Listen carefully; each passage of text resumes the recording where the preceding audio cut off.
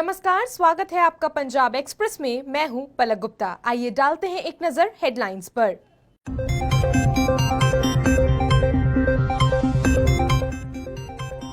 Captain सरकार के खिलाफ अकाली दल 7 जुलाई से करेगी रोष प्रदर्शन। विरोध को कामयाब बनाने के लिए अकाली दल ने कसी कमर, बुलाई गई मीटिंग।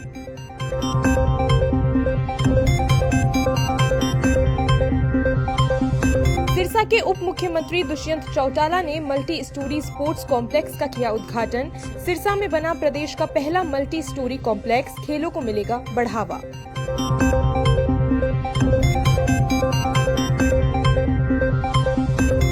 पंजाब के मानसा में टिड्डी हमला, फसलें नष्ट होने से परेशान अन्नदाताओं ने कंट्रोल रूम स्थापित करने की मांग। अलर्ट पर कृषि विभाग। अब खबरें विस्तार से। बस स्टैंड दुकानदारों का धरना 5वें दिन भी जारी रहा। शनिवार को बस स्टैंड दुकानदारों ने गुरु नानक मिशन चौक में प्रदर्शन किया, जिस दौरान सरबजीत सिंह मक्कड़ भी उनके समर्थन में पहुंचे।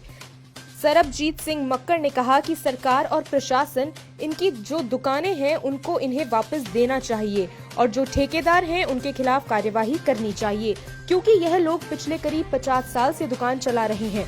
प्रशासन को इस तरह से एकदम दुकानों से बेदखल करना गलत है। वहीं दूसरी ओर प्रधान चंदन ने कहा कि हमारी सारी रोजी रोटी यहीं से चलती है, लेकिन अब हमारे बच्चे भी भूखे मर रहे हैं। सरकार और प्रशासन को हमारे बच्चों का भविष्य देखते हुए कुछ सोचना चाहिए। ये प्रदर्शन आगे भी ऐसे ही जारी रहेगा। भाजपा के राज्यसभा सदस्य श्वेत मलिक ने प्रेस वार्ता की। इस मौके पर उन्होंने कांग्रेस और आम आदमी पार्टी पर किसानों को गुमराह करने का आरोप लगाया है। वहीं उनका कहना था कि एमएसपी था, एमएसपी है और एमएसपी रहेगा। इस बिल के जरिए मोदी सरकार का मनोबल बढ़ाने का काम किया है।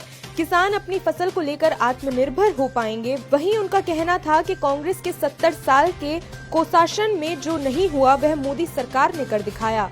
वहीं पेट्रोल डीजल के बढ़ रही कीमतों को लेकर मलिक का कहना था कि किसी भी सरकार में तेल की कीमतें एक जगह स्थिर नहीं हो सकती, यह बढ़ती और कम होती रहती है। वहीं उनका कहना था कि पंजाब सरकार तेल पर अपने टैक्स को कम करे, क्योंकि दूसरे सभी राज्यों में पंजाब के मुकाबले काफी कम टैक्स है। वहीं उनका कहना था कि रेत माफिया, शराब माफिया तो सुना था, लेकिन पंजाब में तेल माफिया भी सरगर्म है, जो चंडीगढ़ से सस्ता तेल लेकर पंजाब में बेच रहा है। वहीं अकाली दल के नेता बिक्रम मजीठिया ने बयान दिया कि केंद्र को तेल पर कुछ छूट देनी चाहिए। भाजपा का अकाली दल के साथ केवल गठजोड़ है। वहीं आगामी चुनाव को लेकर मलिक का कहना था कि भाजपा अकाली दल गठजोड़ एकजुट होकर चुनाव लड़ेगा।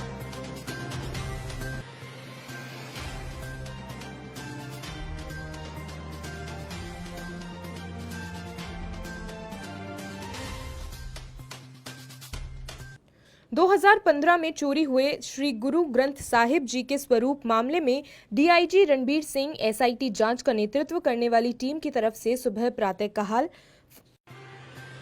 2015 में चोरी हुए श्री गुरु ग्रंथ साहिब जी के स्वरूप मामले में डीआईजी रणबीर सिंह एसआईटी जांच का नेतृत्व करने वाली टीम की तरफ से सुबह प्रातःकाल फरीदकोट में इनके घरों में दबिश की गई और 7 डेरा प्रेमियों को गिरफ्तार किया गया था, जिसको माननीय अदालत में पेश किया गया, जहां माननीय अदालत की तरफ से गिरफ्तार किए गए 7 डेरा प्रेमियों में से सनी और शक्ति सिंह नाम के 2 डेरा प्रेमियों को अदालत ने इस मामले में पहले से ही जमानत पर होने के चलते रिहा कर दिया था और दूसरे 5 प्रेमियों को माननीय अदालत की तरफ से 2 दिनों के पुलिस रिमांड पर भेज दिया गया है, जिनको 6 जुलाई को माननीय अदालत में फिर पेश किया जाएगा। शिरोमणि अकाली दल कैप्टन सरकार के खिलाफ 7 जुलाई को रोष प्रदर्शन करेगा। शिरोमणि अकाली दल के अध्यक्ष सुखबीर सिंह बादल के दिशा निर्देशों तहत राज्य की कांग्रेस सरकार के विरुद्ध 7 जुलाई को शिरोमणि अकाली दल द्वारा अपने हकों एवं मांगों को लेकर गांव, हलका एवं वार्ड स्तर पर रोष प्रदर्शन करते हुए सुबह 10 बजे से लेकर 11 बजे तक विरोध धरने दिए जाएंगे। इसे लेकर अकाली नेताओं और वर्करों में भारी उत्साह देखने को मिल रहा है। यह विचार जिला फतेहगढ़ साहिब के पूर्व कैबिनेट मंत्री सुरजीत सिंह रखड़ा ने गुरुद्वारा श्री फतेहगढ़ साहिब में जिले के तीनों हलका इंचार्जों, सूबा डेलीगेटों और यूथ नेताओं के साथ 7 जुलाई को किए जाने वाले विरोध धरने इसको कामयाब बनाने हेतु आयोजित विशेष मीटिंग उपरांत पत्रकारों से बातचीत करते हुए प्रकट किए। देश के प्रधानमंत्री द्वारा स्वच्छ भारत अभियान शुरू किया गया था। दूसरी ओर सुजानपुर विधानसभा क्षेत्र स्वच्छ अभियान की हवा को स्पष्ट रूप से देखा जा सकता है, जहां सुजानपुर का अधिकांश हिस्सा गंदा है। नहर विभाग द्वारा कई बार चेतावनी दी गई है कि नहर का साफ पानी नहर में फेंकने से प्रदूषित हो रहा है। पिछले साल नगर परिषद पर 20,000 रुपए का जुर्माना भी लगाया गया था। नहर के गंदे पानी को लगातार फेंकने से कोई सर और नहर का साफ पानी भी प्रदूषित हो रहा है।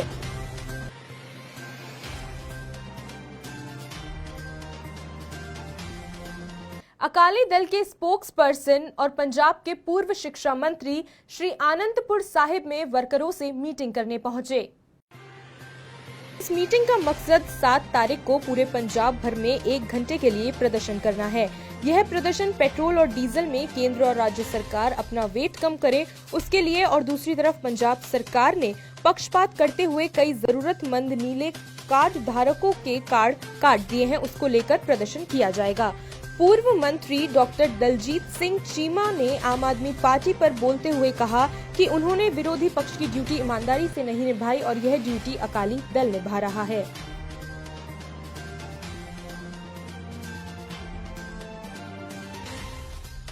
फिरोजपुर में आए तूफान के साथ भारी नुकसान होने की खबरें सामने आ रही है। जहां इस तूफान ने लोगों को भारी नुकसान पहुंचाया है, वहीं एक व्यक्ति को अपनी जान गंवानी पड़ी। जानकारी देते हुए स्थानीय लोगों ने बताया कि बीती रात तूफान इतना तेज था कि इस तूफान ने रेलवे स्टेशन के नजदीक लगा टावर भी जड़ से उखाड़ फेंका। जिस जगह पर यह टावर गिरा उसके नजदीक कई लोगों के मकान थे, परंतु हवा का वृक्ष उलट होने के कारण यह टावर लोगों के मकानों पर नहीं गिरा, जिसके साथ कई लोगों की जानें बच गई। उन्होंने रेलवे विभाग से मांग की है कि दोबारा यह टावर यहां न लगाया जाए, क्योंकि बारिश तूफान में उनको जान का खतरा रहता है।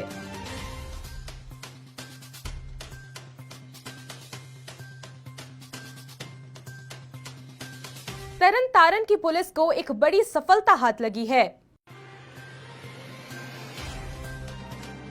जब 2 गुटों के बीच आपसी रंजिश के तहत लड़ाई होने वाली थी, तो पुलिस को सूचना दी गई और पुलिस मौके पर पहुंच गई और एक ग्रुप के 6 लोगों को हथियारों के साथ गिरफ्तार किया, जबकि 5 आरोपी भागने में सफल हो गए, जिनकी गिरफ्तारी के लिए पुलिस छापेमारी कर रही है। पकड़े गए 6 आरोपियों को कब्जे से पुलिस ने 5 पिस्टल बरामद किए हैं और पुलिस ने उनको रिमांड पर लेकर पूछताछ कर रही है।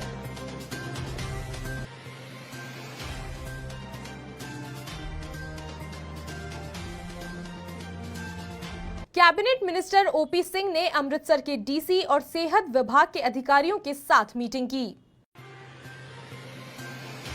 इस मौके पर ओपी सिंह ने कहा कि अब कोरोना से कई लोग जंग जीत चुके हैं और पंजाब के 3 मेडिकल कॉलेज में अब तक 3 लाख टेस्ट कर चुके हैं और अब आगे से काफी फर्क है।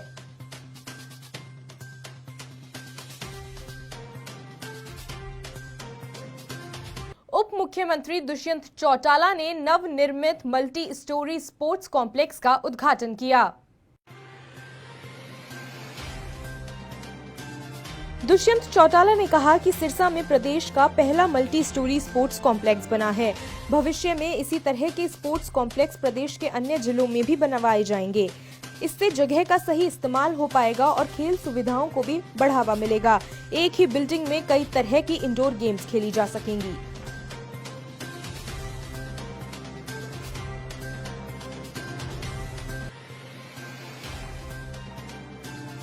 पंजाब के मानसा जिले में टिड्डियों का हमला हुआ और इससे किसान काफी परेशान दिखाई दिए।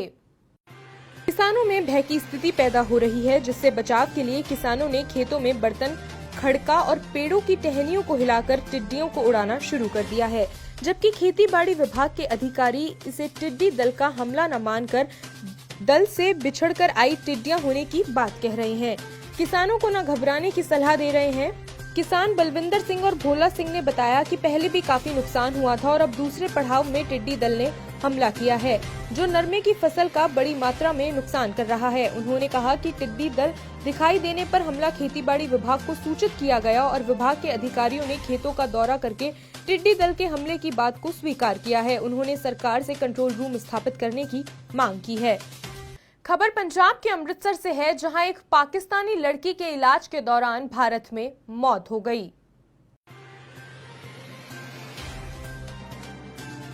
दरअसल एक पाकिस्तानी परिवार अपनी 9 साल की बेटी के इलाज के लिए पिछले 1 साल से बेंगलोर आया हुआ था। पाकिस्तानी परिवार की बेटी अरीबा सुहेल लंबे समय से बीमारी से पीड़ित थी, जिसके इलाज के लिए पिता, उसकी मां और एक छोटा भाई भारतीय वीजा से भारत आए हुए थे। हालांकि उनके वीजा की अवधि समाप्त होने वाली थी, लेकिन अवधि समाप्त होने के 2 दिन पहले ही लड़की की मौत हो गई, जिसे बेंगलोर से अमृतसर हवाई अड्डे पर लाया गया, जहां एम्बुलेंस के जरिए अटारी वाघा बॉर्डर तक ले जाया गया और पाकिस्तान रेंजर को सौंप दिया गया।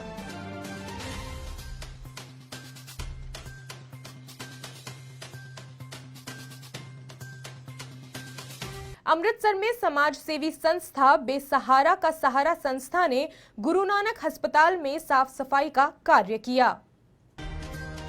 इस मौके पर संस्था की ओर से मरीजों को जरूरत का सामान भी दिया गया। संस्था ने कहा कि कोरोना के समय में सफाई रखना जरूरी है, लेकिन लोग सफाई के प्रति जागरूक नहीं है। संस्था न सिर्फ अस्पताल में सफाई कर रही है, बल्कि लोगों को जागरूक करने का कार्य भी कर रही है।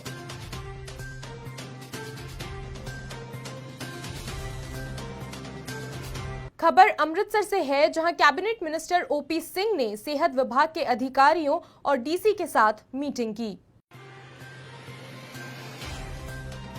इस मौके पर ओपी सिंह ने कहा कि कोरोना से कई लोग जंग जीत चुके हैं और पंजाब में 3 मेडिकल कॉलेज में अब तक 3 लाख टेस्ट किए जा चुके हैं। इस पर ओपी सिंह ने लोगों को मास्क पहनने और सामाजिक दूरी रखने के पालन का निर्देश करने को कहा। साथ ही कहा कि अभी तक रविवार को लॉकडाउन रखा है, जिसे जल्द ही खोला जाएगा।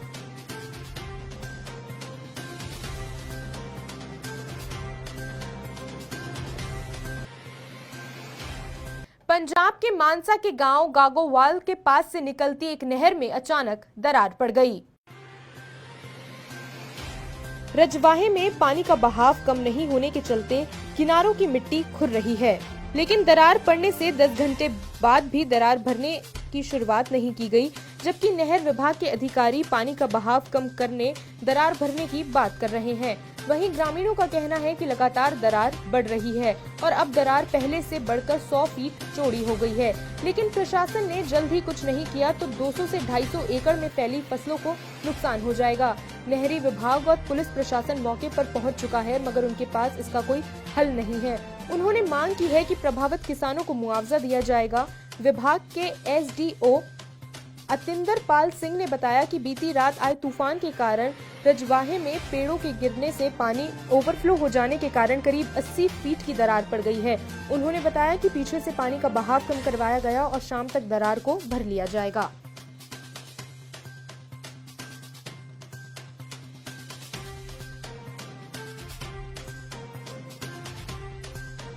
खबरों में फिलहाल इतना ही। पंजाब की तमाम खबरों से जुड़े रहने के लिए देखते रहिए पंजाब एक्सप्रेस। नमस्कार।